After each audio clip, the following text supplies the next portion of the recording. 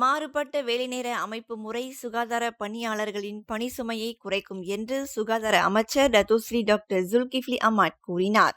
மாறுபட்ட வேலைநேர அமைப்பு முறை தற்போது பல கேள்விகளை எழுப்பி வருகின்றன. இப்புதிய அமைப்பு முறை மருத்துவர்கள் உட்பட சுகாதார பணியாளர்களின் பணி சுமையை குறைப்பதற்கான ஒரு முயற்சியாகும். மருத்துவ அதிகாரிகள், மருத்துவ நிபுணர்களுக்கான தற்போதைய ஆன்கால் அமைப்பு ஷிஃப்ட் அமைப்புக்கு இணையாக இந்த மூன்றாவது அமைப்பு இயங்கும்.